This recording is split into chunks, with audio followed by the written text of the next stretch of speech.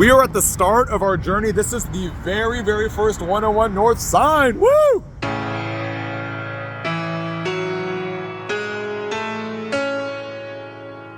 I traveled the entirety of the 101 Freeway from Los Angeles, California to Olympia, Washington. There was so much to see and so much to share. The Pacific Coast Highway, misty giant redwoods, the Twilight movie area, haunted hotels, and even the factory that makes Tillamook cheese and ice cream. It was an experience that I'll never forget. Now, the 101 is over 1,500 miles, but it starts here in Los Angeles. It's an area that I basically spent my entire life in, so it wasn't until we got to San Luis Obispo that I felt like the trip really began. You can see the name on the back. This is the horse room? 101 sweepstakes. What? No way! The sweepstakes room is a derby winner with dark brown style paneling and Western appeal. This is the other room we got.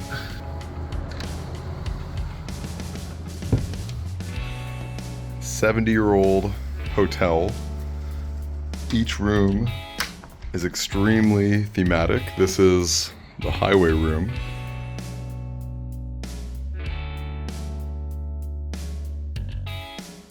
To be clear, we had a small group of friends that were driving up on this road trip, at least for the first half of it, and we did rent a car that did get a flat tire about 3 hours into our trip.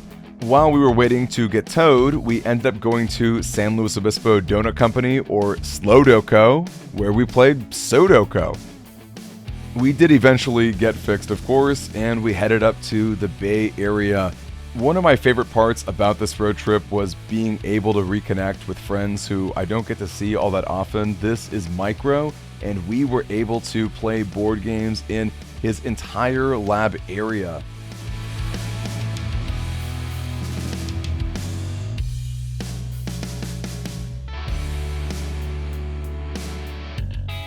We had a group of about 10 different dogs coming in, and we were able to enjoy a nice steakhouse meal too. But then it was time to hit the road yet again. And I'll say this, California is a big state. I'm sure you probably knew that already, but where I live near Los Angeles, you can go about 5 to 6 hours north to reach Sacramento in the Bay Area. And there's still like another 4 to 5 hours of going up north before you hit the next area. We kept powering on through, just driving through these beautiful redwoods, and we eventually ended up at the Benbow Inn. This is a historic hotel. The lights that shine in this dark, foresty area were so appealing. It honestly reminded us of something out of a Studio Ghibli film. In other words, just pure magic. And the interior was even better. You've got all of this wood and antique furniture that just feels like you're transported in an entirely new dimension. And when you wake up and you see this low-riding mist that just hugs the trees, again, it just feels like you're spirited away in someplace that's so foreign and yet in the state that I've always known.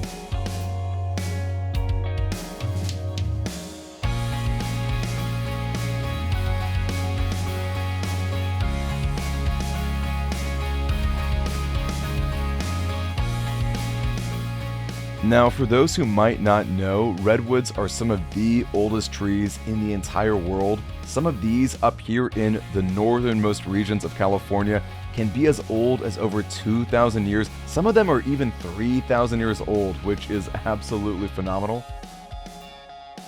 And that's why we drove through one of them. This was a tourist attraction, of course. You pay a small fee to do it.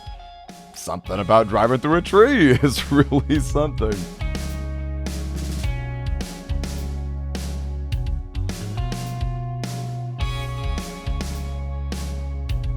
All right, I'm currently near Crescent City.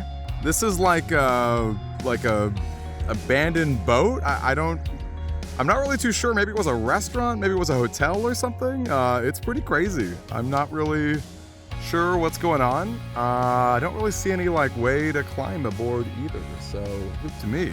In all honesty, Oregon was not that different from the northernmost regions of California. I mean, it's pretty different from the Bay Area, but having driven through all the redwoods in Eureka, it didn't feel super different other than pumping your own gas, which I think they're the only state that still does that. Pacific Coast Highway is as gorgeous and beautiful as ever, and I ended up finding a gorgeous area right on the beach.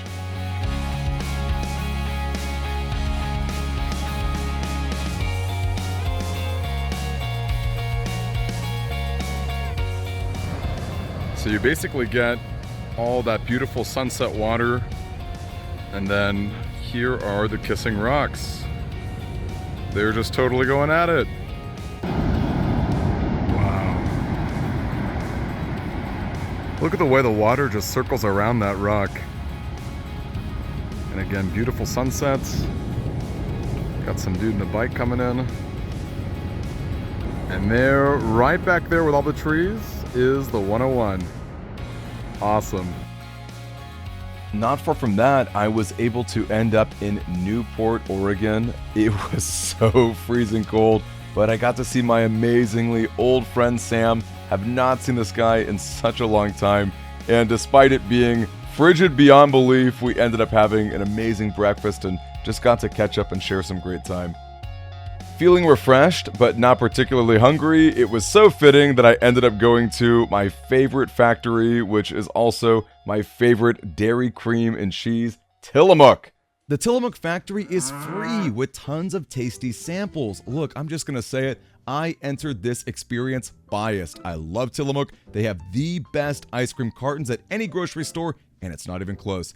Fun fact about your Scoutmaster, I once ran an ice cream review blog for my friends in the dog club. You can see that Tillamook is proudly represented. If you're unfamiliar with this brand, my guess is it's a West Coast exclusive. In California, we have a few ice cream varieties, but I was blown away by the sheer quantity that's out there in Oregon. It makes sense though, right? The farther you move away, the less likely your dairy goods are to be fresh. They must sell it as far out as Texas because in 2010, the Love Loaf Tour had Tillamook drive around 9 different states in sharp orange Volkswagens, and Texas was their final eastward stop. If you have Tillamook in your area, let me know in the comments. I'm actually kind of curious about this. Anyway, the Tillamook factory is in Oregon. It's right off the 101 freeway, and it features guided tours, but you can also just walk in.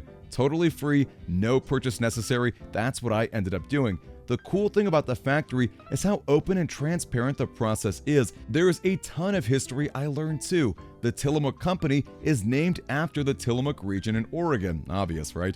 This county has over 170 years of dairy farming history, but their first breakthrough in cheese making took place in 1894. That's when Peter McIntosh immigrated from Canada. He was known as the Cheese King of the Coast, who shared his expertise and managed the first dairy factories in the area. It was claimed that his cheese was as valuable as gold, and this sort of quality still exists in Tillamook today.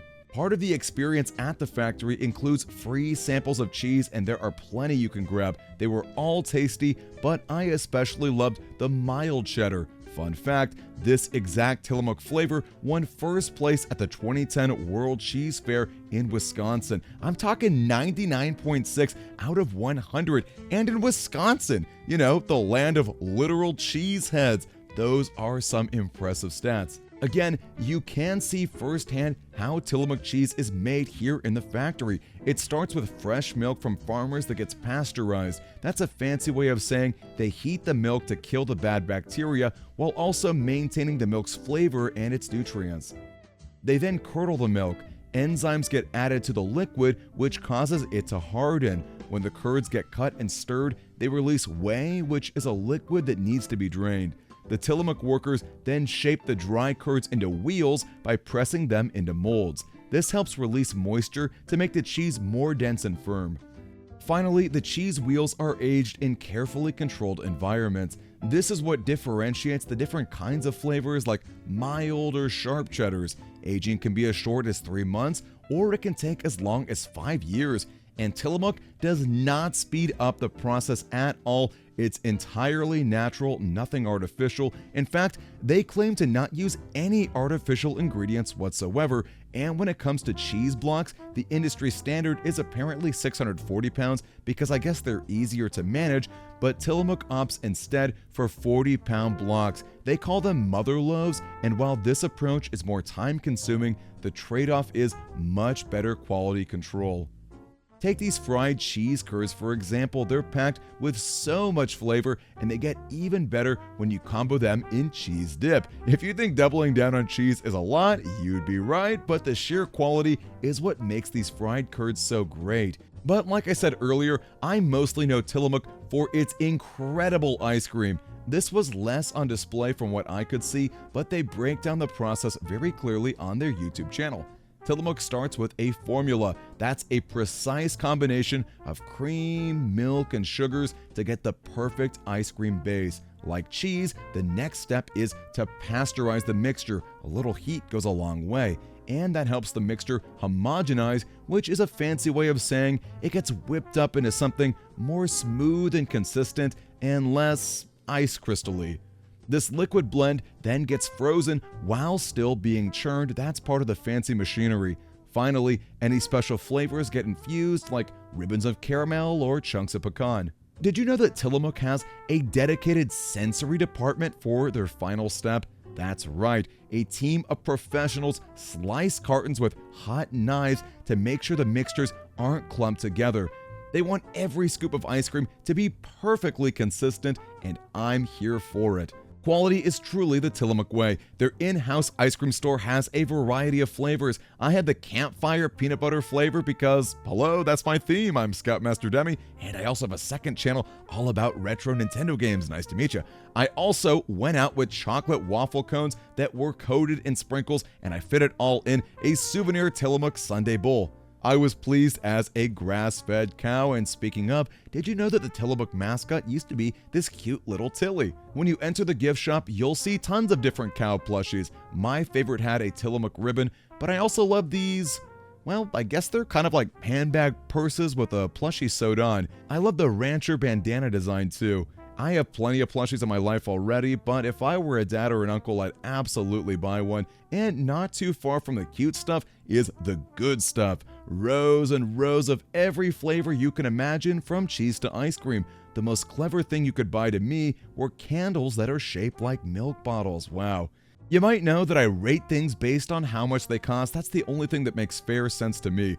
At the whopping price of free, I rate the Tillamook factory 4 out of 5 pine cones. It was a fun experience full of tasty samples and restaurant quality food alike. It's not a massive area, but the exhibits are high quality and the workers are so friendly. It really makes you think that Tillamook is as farmer driven and ethical as the co-op claims to be. And you know what? Thank you, farmers, for the high-quality milk that makes Tillamook cheese and ice cream possible. Eventually, I made it over to Astoria, and this city stood out tremendously because of this wild bridge that you cross over. It is right over the Youngs Bay, and it's not a short bridge either. It has this very distinct island-like feeling as you're crossing over it, and I ended up staying at this haunted hotel. Take one look at a neon sign like this. Of course you enter. You're greeted by an elegant lobby with vintage decor, historic photos, and a lit fireplace. This is the Hotel Elliot in Astoria, Oregon, which is celebrating its 100th anniversary. Then there's also the price I paid for a room, just a little bit over $100. For a place as steeped in history as this, I consider that an absolute steal. The receptionist was charming and eagerly shared all sorts of history with me, but something immediately stood out. If anywhere is haunted, for sure the basement. Could this lovely hotel be hosting some dark secrets? I entered my room, tossed off my Scoutmaster hat, and headed straight for the downstairs. I guess you could call me ghost agnostic. I'm no believer, but I'm open to the idea of otherworldly encounters. To be frank, the sight I saw down below was exactly that. Otherworldly, but not in a spooky way.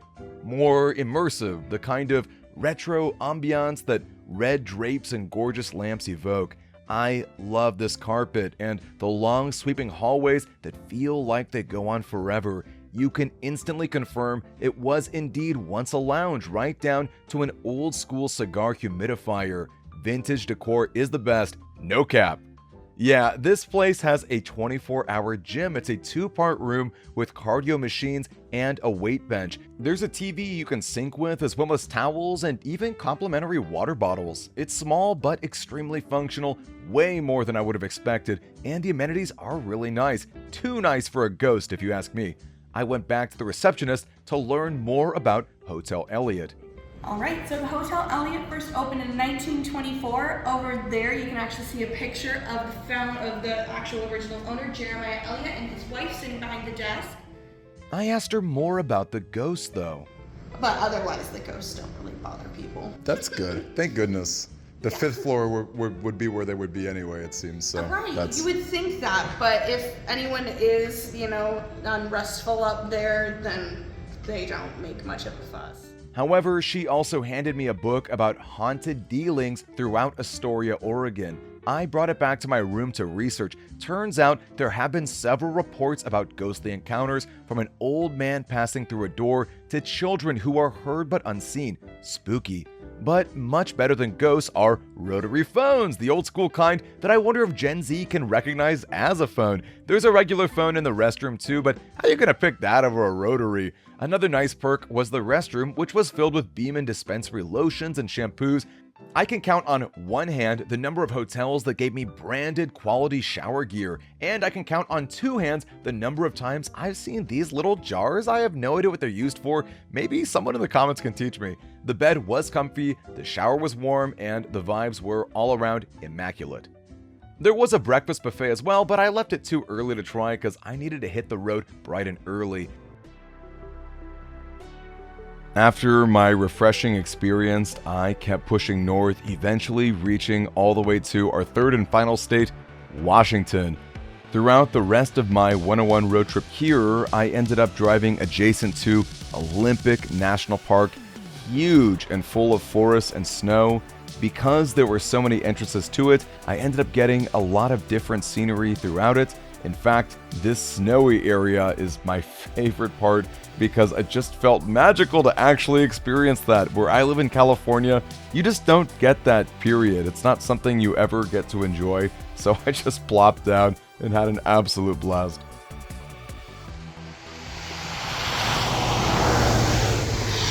Ow, wow. Those are sharp. Holy cow. I think I just pricked myself.